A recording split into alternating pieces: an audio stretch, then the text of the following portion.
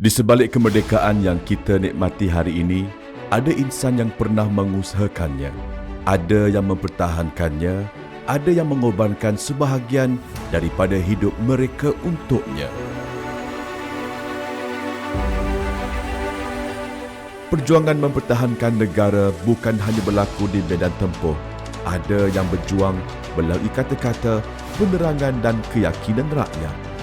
Tan Sri Datuk Paduka Raja Datuk Haji Wan Mahmud bin Pawanteh terlibat secara langsung dalam usaha perang saraf bagi mendapatkan sokongan rakyat untuk menentang komunis.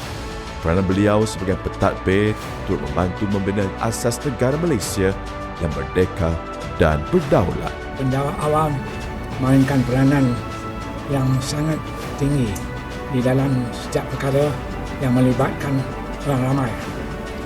Kerana kita mahu lihat segalanya dengan telus. Tidak ada berbelah bagi, tidak ada nyorokkan apa peperangan. Kita nak telus. Dan bila keadaan wujud begitu, rakyat akan lebih percaya kepada pejabat-pejabat kerajaan dan sistem perundangan negara kita. Selepas merdeka, keamanan negara masih perlu dipertahankan oleh mereka yang sanggup berdiri di barisan hadapan. Datuk Kamaruddin bin Hamzah, bekas Deputi Komisioner Polis, mengetuai pelantun dalam sebuah konvoi yang diserang hendak pada 17 Jun 1968. Beliau juga terlibat dalam pertempuran menentang komunis semasa peristiwa di Ban Nali pada 15 Ogos 1968. Dah menjadi darah daging saya yang kita boleh menjalankan tugas dalam pasukan polis Sultan.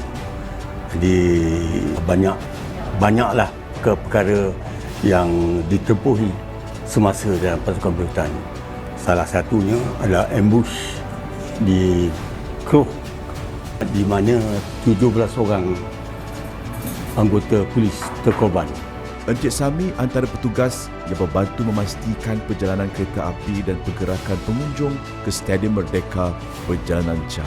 Beliau 94 tahun pada ketika ini terlibat dalam persiapan ambang dan hari kemerdekaan termasuk urusan perjalanan kereta api serta lalu lintas pengunjung ke Stadium Merdeka. Macing. Saya ketua, saya ada pergi Army training, saya Sergeant Major dulu. Pangkat. Saya lead the squad to the Merdeka Stadium. Mula-mula dari Sogo, lepas itu terus jalan ke Merdeka Stadium. I see. Jadi itulah tempat mana independen punya tempat dah. Kemerdekaan yang dicapai juga perlu dipertahankan. Bagi sesetengah daripada mereka, perjuangan itu membawa risiko kehilangan nyawa.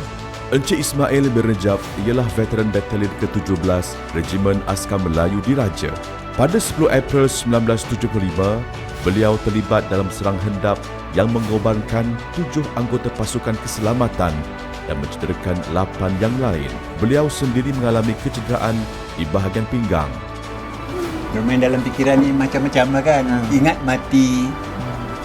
Bila nak kena mati ni dalam peluru duk tembak kita kan. Daripada komunis tu. Bagi sesetengah pejuang, kesan mempertahankan tanah air dibawa bersama sepanjang hayat. Yang Mulia Raja Musa bin Raja Abdul Rahman terlibat dalam ops gerakan di Betong pada 21 Jun 1978 dan terkena jerangkap sama. Kesan peristiwa tersebut menyebabkan beliau kehilangan penglihatan mata kanan dan kaki kanan. Kita boleh adakan bukan hanya di zon tengah ini, dan kalau boleh kita adakan di semua zon, zon timur, zon selatan, Sabah, Sarawak, Selatan, Utara dan sebagainya, supaya keberadaan kita itu menyantuni bukan hanya bertumpu di Lembah Kelang tetapi juga menyeluruh. InsyaAllah kita akan cuba usahakan. Kita amat berterima kasih kepada pesara-pesara yang pada satu ketika dulu mereka ini menghadapi ataupun menempuh ujian untuk mencapai kemerdekaan. Mereka salah seorangnya Datuk yang telah banyak berbakti ketika kemerdekaan. Banyak ada ancaman-ancaman komunis dan sebagainya, unsur-unsur sak besi. Jadi kita pada hari ini kita meraihkan mereka. Sempena bulan merdeka ini kita datang ke rumah pesara-pesara yang dahulunya telah berbakti kepada negara kita. Hari ini kita datang Bukan sekadar untuk mengenang jasa mereka, kita datang untuk mengatakan bahawa negara tidak melupakan.